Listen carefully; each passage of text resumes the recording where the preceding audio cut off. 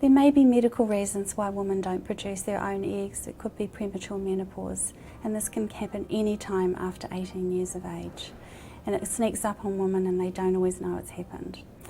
It's a good idea if people know what happened with their mother when they went through menopause, because then they may have an indication what might happen with them. There's other reasons that people don't produce their own eggs, and that can be a medical reason, something like Turner syndrome. Donor eggs could be a good option for women who have had IVF treatment, and it's been seen that they've got poorly developed eggs, or they don't have good embryo development or no fertilisation. It can also be a good option for women who have been through IVF and they've had no pregnancy, and it's realised that perhaps they have got poor ovarian reserve or premature menopause. In New Zealand, there's two main ways to find an egg donor. You can choose someone who you know, a friend or relative, preferably 36 years or under, and preferably have completed their own family. You can also advertise for an egg donor, and this can be done through a fertility clinic who will guide and manage this for you. Sometimes clinics will have their own recruited donors, but this doesn't happen very often, and if they are there, there's quite a long waiting list for them. Other people do choose to go overseas for egg donation, and we can guide them, any clinic can guide them in that direction. The main success with egg donation is having a young, fertile woman. And if someone is fortunate to have someone like that, the success rate with pregnancy can be as high as 80%. But if someone wants to use a sister or a relative or a friend and they are over 35, we can do that, but the chances of a successful pregnancy outcome is reduced. 10 years ago, my husband and I decided we wanted to start a family.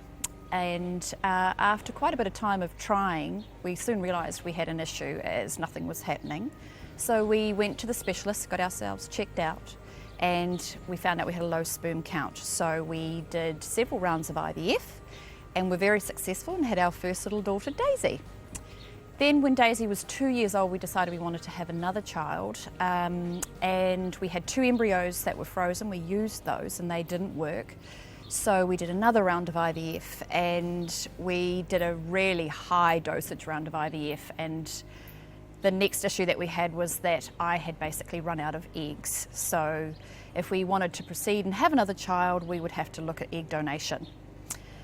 And when you're told this by the specialist at the time, you kind of don't really take that in. And so we went away and we processed it, and it really hit us quite hard, especially for me, not having a biological child of my own, and I had come from a split family, not knowing my own biological mother. It was really hard, but I think the fact we'd already done IVF with my first daughter, Daisy, and we didn't do anything the conventional way, this really was just a different way again. So we really wanted a child, and we didn't really care. DNA means nothing to us now, so we went ahead and did egg donation.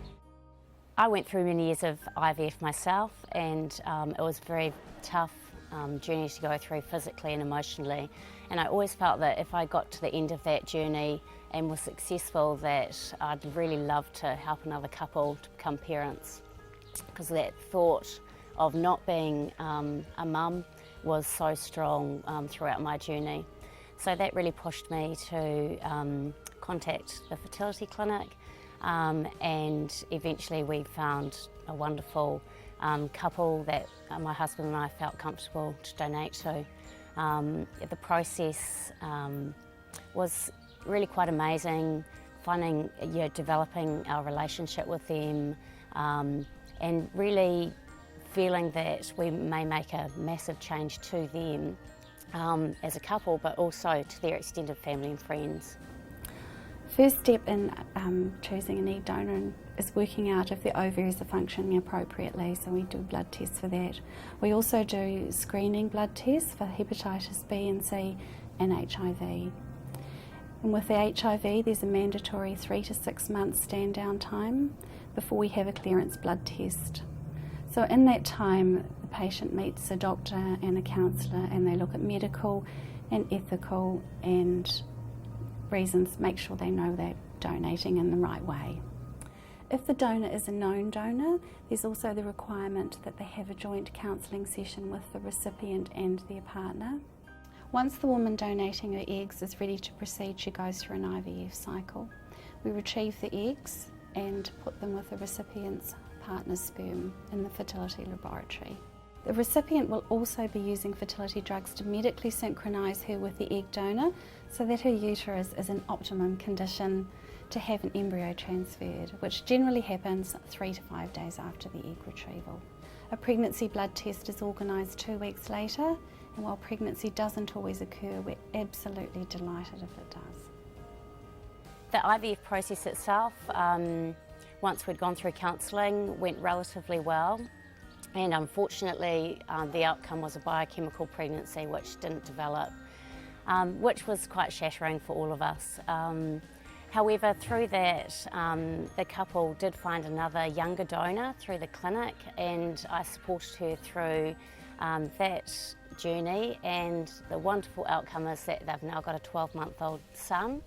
And I really feel that I was part of that journey, even though at the end it wasn't my eggs that worked. Perhaps that part pushed her onto, you know, a successful outcome, and every time I see photos of that little boy now, it's just, you know, really does warm my heart, and it's an amazing outcome for everyone. Our donor is just an incredible person. The gift she has given us, I will just be forever thankful. For anyone out there that is questioning about using a donor to conceive a child, when you're holding that baby in your arms, DNA doesn't mean a thing, and at the end of the day you're carrying that gorgeous child, and Gypsy is part of me. She is just incredible, and I am forever thankful. These donors, these women, they're changing lives, they're making miracles happen, and I'm so thankful.